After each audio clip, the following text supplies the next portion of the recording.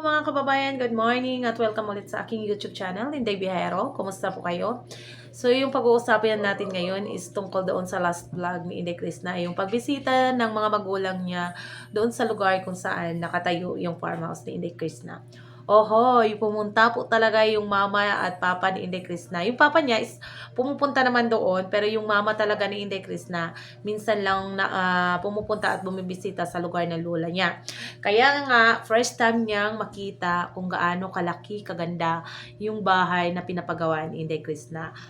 Ito po yung reaksyon talaga ng mama ni Inday Krishna na na-shock siya na ganun kalaki yung na bahay.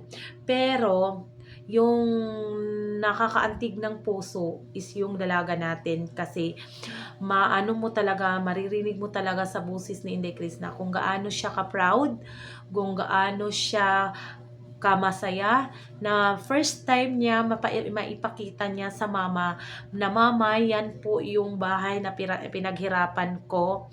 At sabi ng mama niya na dati daw, natutulog lang sila sa trapal at ngayon nakapagawa daw si Inday Krishna ng ganun kaganda at kalaki na bahay. At sabi naman ni Inday Krishna kasi hindi nakapaniwala yung mama niya na ganyan yung maipagawa ni Inday Krishna kasi sabi niya na maliit lang po yung bahay na pinapagawa ni Inday Krishna. Kaya nga takang-taka siya at nabigla siya, hindi pa sila masyadong nakalapit sa bahay at nagtataka talaga siya. Tapos nakapagpasalamat siya sa Panginoon na nabigyan sila ng opportunity na makagawa ng bahay si Inday Krishna na ganun kaganda. At sabi ng mama niya na masaya siya sa nakamit ni Inday Krishna. At sabi naman ni Inday Krishna, sabi na kasi ng mama ni Inday Krishna, ang laki ng bahay mo, Chloe. Ang laki ng bahay mo pala, ang laki ng farmhouse mo kasi dati dito lang tayo natutulog sa trapal, ganito yan. Sabi naman ni Inday Krishna, hindi lang yan para sa akin, mama. Hindi lang yan para sa akin yung bahay na yan, para din yan po sa inyo. Yan po yung nakakaantig ng puso na bilang magulang marinig mo galing sa anak na ginagawa niya yung lahat para lang sa mga magulang niya. At sabi niya, pag matapos to, dito po kayo, dinuro niya yung terrace nila, diyan po kayo magkakape. So kasi amis na amis yung mga magulang ni Inday Krishna na makita yung area. Tapos proud na proud yung sarili si Inday Krishna. Masayang masaya siya na parang mama, ito yung mga pinaghirapan ko na ibigay ko po to sa inyo. At once na matapos to, dito po kayo magstay at dito po kayo magkakape. So, ginawa niya yun lahat para sa mga magulang niya. So, ganun siya kasaya. Yung mga achievement niya is para lang po talaga sa mga magulang niya. So, ganun po siya ka-happy na mapakita talaga yung buong bahay na ganoon kaganda. So, yun po, kahit tayo is nanonood lang, parang natatouch ako na marinig po yun, na sinabi niya, hindi lang po para sa akin yung bahay na yan, mama, para po sa atin lahat, para sa kanyang mga pamilya at kapatid. Yan po yung totoong sinabi po ni Inday Krishna. So, sa mga bashers dyan, tumahimik kayo ha. Mabait lang po talaga sobra yung dalaga namin. Ginawa niya lahat para sa sa mga sa magulang talaga niya para masaya niya. Kasi makita mo naman yung reaction ng mga mama niya pagtingin niya pa lang sa taas, sobrang laki. Sabi niya, akala ko naman maliit lang na yung pinapagawa mo, pero ngayon sobrang laki, ang ganda pa ng bahay mo. Tapos yung mga maliliit na mga pamangkin ni Inday Krishna, sayang-saya na umakyat sa hagdanan. So soon, makikita na yun natin yung kabuuan. Kasi matutuloy naman yung birthday ni Inday Krishna kasi sinabi niya doon siya magsi-celebrate ng birthday sa labas ng farmhouse niya kahit hindi pa tapos. At least pwede na matuloy yan kasi mayroon ng bubong, may sahig na po yung bahay niya. So, marami din po yung mga bisita niya kaya doon sila maglagay ng tent sa gawas, sa labas para naman ang daming makapunta.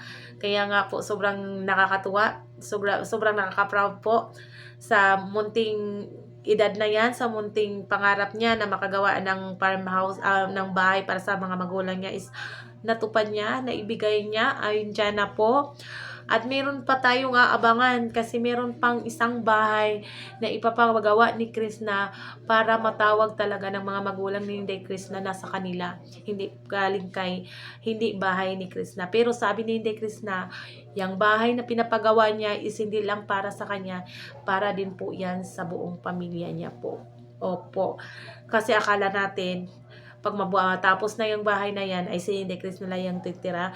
Ay hindi po pala, nagkakapali po pala tayo kasi welcome na welcome po yung mga taong pupunta doon. Yung mga magulang ni Inday Krishna ay papatirahin niya po doon sa farmhouse na yun.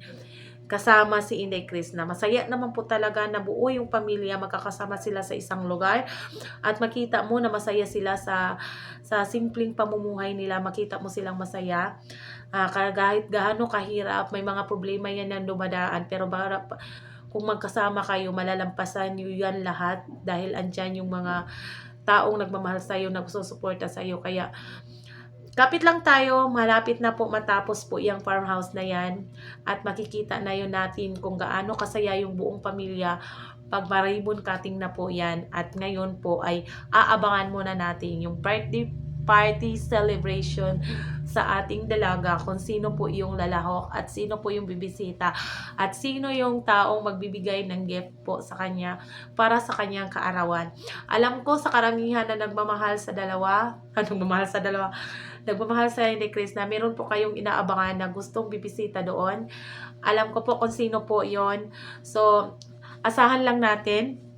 Baka lang naman, kung hindi man siya yung pumunta, at least meron man isa na pwedeng mag-proxy man lang or mag-ano sa kanila na mag-greet in person kay Inday Krishna at magbigay ng simpleng regalo na kulay purple. Kung ano man yon is tanggap po namin kung ano po yung nakakapagpaligaya sa puso at sa natin sa ating dalaga.